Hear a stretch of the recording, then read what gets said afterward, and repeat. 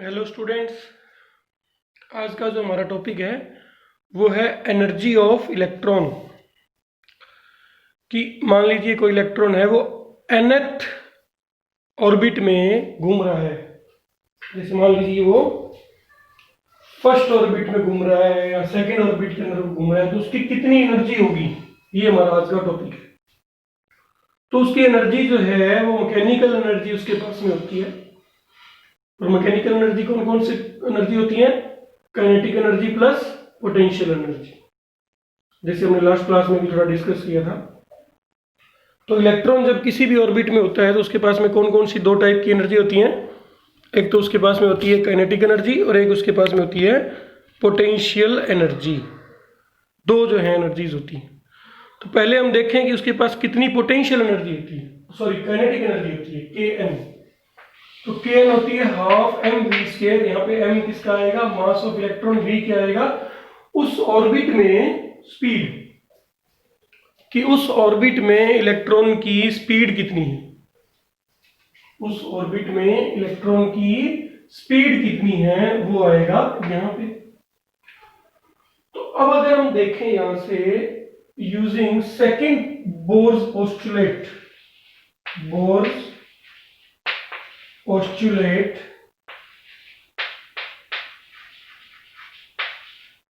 Number second, sorry number first one. Bohr ने 3 postulate दिए थे, जिसमें बोर ने बताया कि फर्स्ट पोस्टुलेट में उन्होंने बताया कि इलेक्ट्रॉन जो है वो जब घूमता है तो उसको नेसेसरी सेंट्रीपिटल फोर्स जो है वो कौन देता है? कूलम अट्रैक्शन फोर्स देती है। सेंट्रीपिटल फोर्स यानी इसके और इसके बीच में जो ऐसी फोर्स लग रही है जो केवल इसकी डायरेक्शन को चेंज कर रही है, इसको सर्कल में घुमा रही है, वो फोर्स उसकी वैल्यू क्या होती है? mv²/r। वो कौन देता है इसको? कूलम फोर्स देती है। कूलम फोर्स कितनी लगती है इलेक्ट्रॉन और प्रोटॉन्स के बीच में? 1/4πε0 Ze/Rn²। क्योंकि जो चार्ज है Q1 यहाँ पे कितना आएगा? Z/E, और Q2 यहाँ पे कितना आएगा? Charge of electron. Vector quantity इसलिए माइनस साइन को अपने यूज नहीं करेंगे, फोर्स की बात हो रही है। तो इसलिए जो टोटल अपने कूलम लॉ के अकॉर्डिंग Q1 Q2 जो है वो क्या हो जाएगा? Z/E²। यहां से अपने लिख सकते हैं कि Rn से एक पावर ये क्या हो जाएगी? कैंसिल हो जाएगी। और इस वैल्यू को जब हम इसमें पुट करेंगे तो Kn की जो वैल्यू है, इसको mv²/n की वैल्यू अपने को मिली, इसको हम यहां पुट करते हैं तो Kn की वैल्यू मिलेगी 1/2 multiplied by mass of electron multiplied by, अच्छा mvn² लिख रहे हैं तो इसकी जरूरत नहीं, हम पूरी इस वैल्यू को लिख रहे हैं। देखिए हमें mvn² की जगह ये पूरा मिला है तो हम इसको लिखेंगे 1/4πε0 Ze²/Rn। ये अपने को वैल्यू मिलेगी 1/2 मल्टीप्लाइड बाई 1/4 Ze²/Rn। ये अपने पास वैल्यू किसकी मिली? अपने को Kn की वैल्यू मिली। अब हम लोग जानते हैं थर्ड चैप्टर से कि हमारा जो इलेक्ट्रॉन होता है या कोई भी दो चार्ज पार्टिकल हैं जो सिस्टम को बना रहे हैं, तो इन दोनों के बीच में जो पोटेंशियल एनर्जी जो क्रिएट होती है, उस पोटेंशियल एनर्जी की वैल्यू होती है U = 1/4πε0 Q1 Q2/R। ये उनके बीच में डिस्टेंस है R, तो उनके बीच जो पोटेंशियल एनर्जी होती है उसकी वैल्यू होती है। और पोटेंशियल एनर्जी एक स्केलर क्वांटिटी है, तो अगर इनमें से एक चार्ज जो है वो नेगेटिव भी है, अगर इनमें से जो एक चार्ज है वो मान लीजिए नेगेटिव है, अगर इनमें से एक चार्ज जो है मान लीजिए वो नेगेटिव है, तो उस केस में यहां पे क्या आएगा? माइनस। ठीक है, तो इसी तरह से 1 माइनस नहीं, यहाँ पे माइनस आ जाएगा, एक चार्ज का माइनस। तो अगर एक इलेक्ट्रॉन और हम प्रोटॉन के सिस्टम की बात करें जो यहाँ पे, सॉरी एक इलेक्ट्रॉन और न्यूक्लियस के सिस्टम की बात करें तो उसकी पोटेंशियल एनर्जी की वैल्यू क्या होगी nth ऑर्बिट में जो है, that will be equal to 1/4 pi epsilon naught ZE charge of nucleus, E charge of electron, लेकिन इसके आगे माइनस साइन यूज होगा, डिवाइडेड बाई Rn।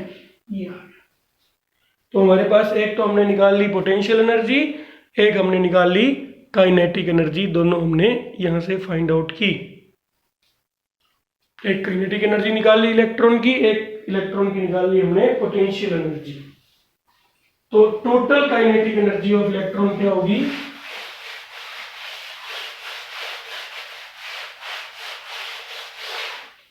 तो इसके बाद जब हम टोटल करेंगे इसका, so total kinetic energy, total kinetic energy of electron E, this will be equal to K plus U, kinetic energy plus potential energy, K plus U, total kinetic energy of electron, sorry total energy of electron लिखना था, sorry एक minute यहाँ पे थोड़ा सा गड़बड़ हो गई। टोटल एनर्जी ऑफ इलेक्ट्रॉन ये आएगा, total energy, total energy of electron E will be equal to K plus U।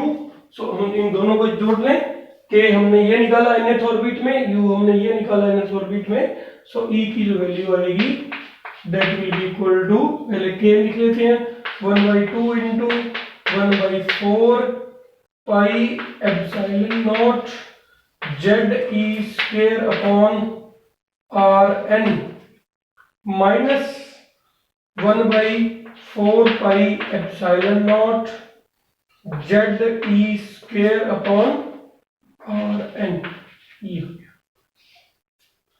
ठीक है, ये अपने पास value total energy of electron की।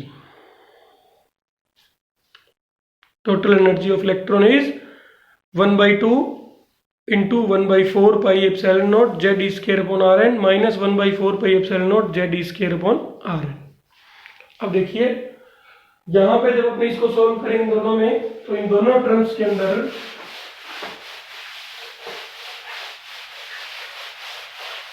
ये जो दोनों टर्म्स हैं, इन दोनों टर्म्स में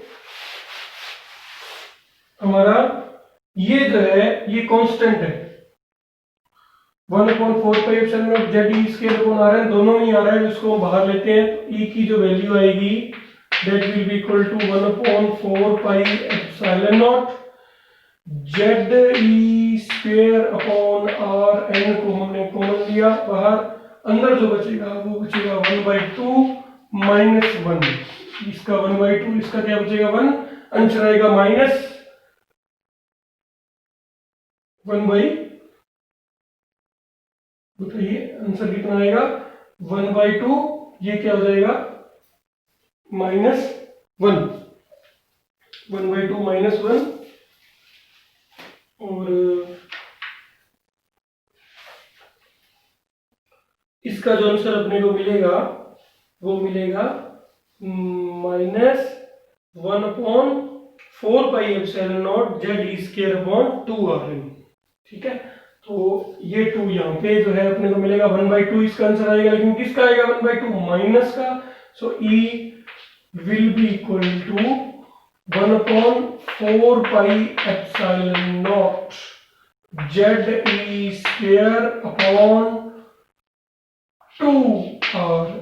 इसका आंसर क्या मिलेगा 1/2, तो 1/2 अपने चाहे तो यहाँ मल्टीप्लाई करें, इसके आगे माइनस साइन आएगा, माइनस 1/2 आंसर होगा, तो चाहे तो अपने यहाँ मल्टीप्लाई करें तो ये हो जाएगा 8 पाई एप्सिलॉन नॉट, लेकिन इसको हम अगर स्टैंडर्ड फॉर्म में रखना चाहते हैं तो हम इसको 1/2 जो माइनस का आएगा उसको हम यहाँ रख देते हैं, तो 1/2 यहाँ पे 2Rn।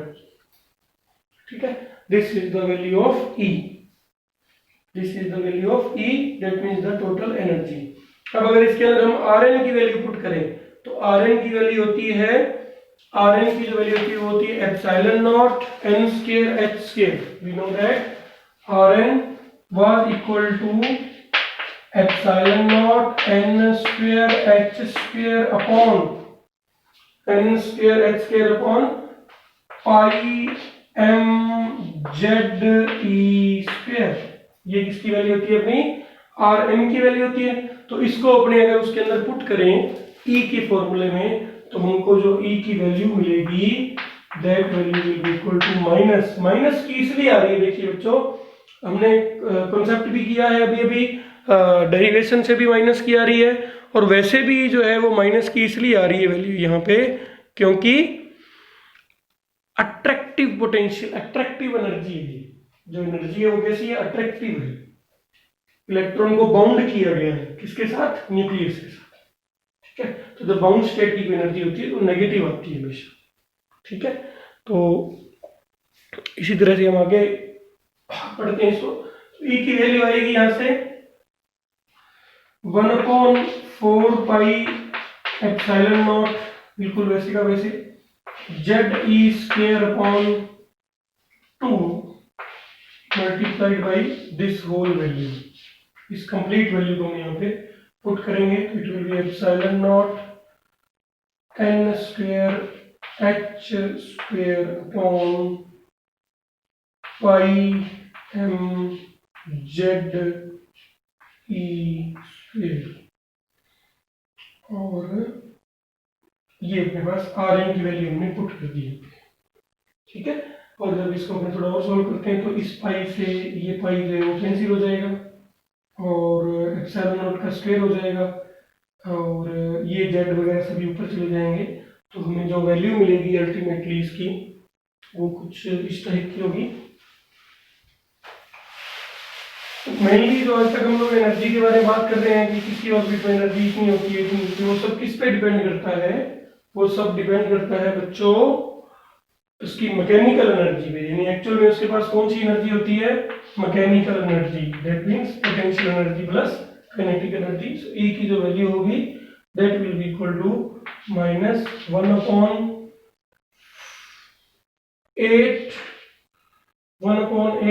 Epsilon naught square n square h square. इसको थोड़ा आप लोग भी सॉल्व कर सकते हैं साथ साथ, और जो ऊपर जो वैल्यू है वो क्या आएगी? यहां पे जो वैल्यू आएगी वो क्या आएगी?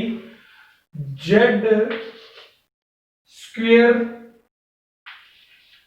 e raise to the power 4 और m, ये z square e raise to the power 4 और आएगा m, और साथ साथ आएगा यहाँ पे जेड ऊपर चल के हो गया स्क्वायर, ई की पावर हो गई 4, m जो है वो ऊपर चला गया m हो गया। तो ये अपने पास अल्टीमेटली वैल्यू जो है वो आएगी, किसकी वैल्यू आएगी? ये कंप्लीट हमारे पास में ये वैल्यू आ गई एनर्जी की वैल्यू h स्क्वायर है यहाँ पे ये इस तरह से। ठीक है, थोड़ा मैं इसको आज थोड़ा कैमरा जो है वो पूरे ढंग से सेट जो है वो नहीं हो रहा, आप देखिए। ठीक है, सो ई की जो वैल्यू आएगी वो आएगी माइनस जेड स्क्वायर ई की power 4 8 epsilon naught n square into h square.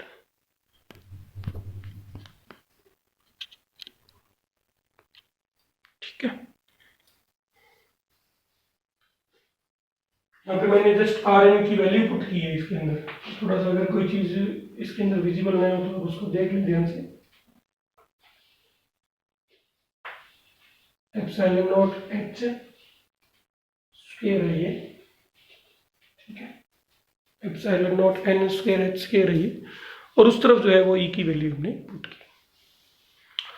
तो e की वैल्यू क्या आई है? नेगेटिव आई है क्योंकि ये अट्रैक्टिव पोटेंशियल है। अब इसके अंदर हम अगर देखें कंप्लीटली, अगर इसको हम ध्यान से देखें तो इसमें अपने पास में कुछ वैल्यूज ऐसी हैं जो कि कांस्टेंट है। ध्यान से देखिए, इसके अंदर कुछ वैल्यूज ऐसी हैं जो कि कांस्टेंट हैं इस फॉर्मूले में, जिसको मैं अंडरलाइन करने जा रहा हूं। सबसे पहले तो देखिए e की पावर 4 कांस्टेंट है, मास ऑफ इलेक्ट्रॉन कांस्टेंट है, h स्क्वायर कांस्टेंट है, एप्सिलॉन नॉट कांस्टेंट है। तो इन सबको क्या किया गया? सॉल्व किया गया। अपने को सॉल्व नहीं करना, वैल्यू अपने को सॉल्व करके क्वेश्चन में गिवन है, और अपने को जो वैल्यू मिली वो ई एन की अपने को डायरेक्टली इन्होंने गिवन दी है लास्ट के पॉइंट में। ई एन यानी nth ऑर्बिट में एनर्जी हम nth ऑर्बिट की निकाल रहे हैं -2 पॉइंट, इसको भी हम ई एन लिख सकते हैं। सो -2.18 into 10 raised to the power -18 upon n square multiplied by z square। ये आई एनर्जी जूल में, ये एनर्जी किसमें दी? जूल में दी। -2.18 into 10 raised पर -18 upon n square into वो upon n square into z square joule. j जो है वो कोई सिंबल नहीं है बल्कि वो जूल को रिप्रेजेंट कर रहा है। तो ये अपने को दिया लास्ट के अंदर फॉर्मूला, सब कुछ सॉल्व करके दिया गया जो फॉर्मूला है वो ये है।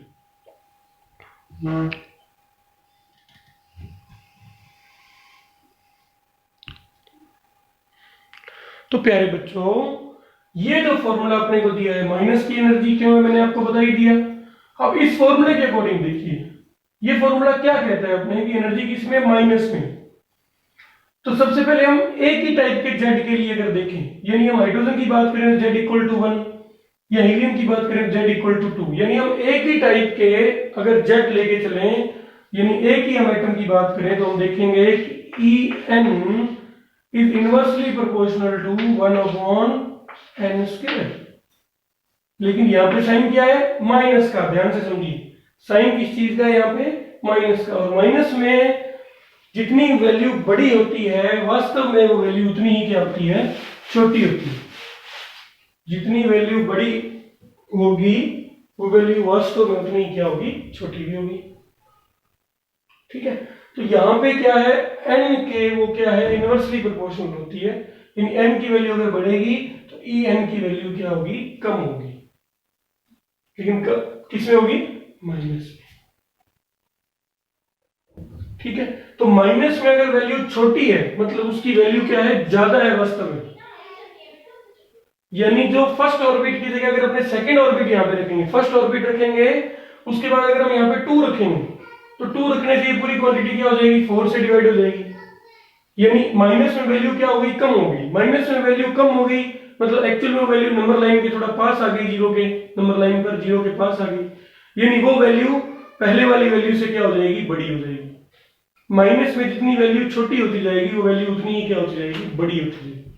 तो इसलिए हम लोग कहते भी है ना कि फर्स्ट ऑर्बिट में एनर्जी कम है, सेकंड ऑर्बिट में इलेक्ट्रॉन की एनर्जी ज्यादा है, थर्ड में और ज्यादा है, के एल एम एन, इस तरह से हम केमिस्ट्री में पढ़ते हैं। उसके बाद उनके सब सेल्स भी पढ़ते हैं। वो सभी किसमें है? इसके फर्स्ट ऑर्बिट में रखा एन की वैल्यू को, तो वैल्यू जो है वो थोड़ी बड़ी वैल्यू हुई। बड़ी का मतलब माइनस में बड़ी मतलब वैसे छोटी वैल्यू हुई, इन एनर्जी कम आई। एन को बढ़ाया तो माइनस में वैल्यू क्या हो गई? कम हो गई। माइनस में वैल्यू का कम होना मतलब वास्तव में वैल्यू का बढ़ना है, क्योंकि माइनस में जो वैल्यूज होती हैं वो नेगेटिव वैल्यूज जितनी छोटी होती हैं उतनी वो बड़ी होती हैं। इसी तरह से जेड स्फीयर है, यानी जितना अपने अगर जेड को बढ़ाए, मान लीजिए एन को अपने फर्स्ट ऑर्बिट की बात करें, हीलियम और हाइड्रोजन की बात करें, हाइड्रोजन और हीलियम की बात करें, तो हाइड्रोजन वाले में यहाँ पे 1 रखेंगे और दूसरे के अंदर यहाँ पे क्या रखेंगे? 2 रखेंगे। जब यहाँ पे 2 रखेंगे तो ये वैल्यू क्या हो जाएगी? बढ़ जाएगी। ये जो वैल्यू है मल्टीप्लाई किससे होगी? 2 रखने पे 4 से होगी, 4 से होगी। अब जब ये वैल्यू 4 से मल्टीप्लाई हुई तो माइनस में वैल्यू क्या होगी? बढ़ गई। माइनस में वैल्यू बढ़ गई मतलब और ज्यादा कम हो गई। माइनस के अंदर वैल्यू बढ़ गई, एक्चुअल में मतलब वो वैल्यू क्या हो गई? एनर्जी क्या हो गई? कम हो गई।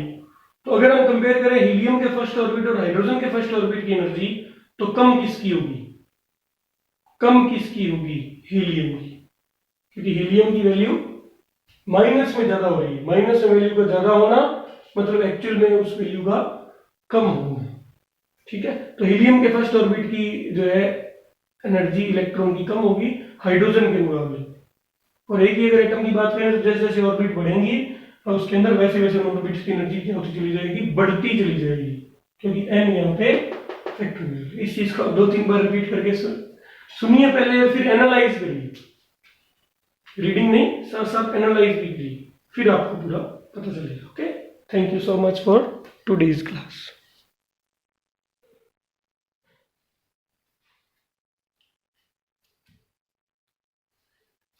कल हम इसी को ही हाइड्रोजन के लिए स्टडी करेंगे। इसके बाद में कि हाइड्रोजन एटम के अंदर क्या क्या होगा उसके बारे में हम लोग स्टडी करेंगे। आज के लिए इतना ही। कल हम लोग हाइड्रोजन एटम के बारे में स्टडी करेंगे इसी में कि हाइड्रोजन के लिए क्या क्या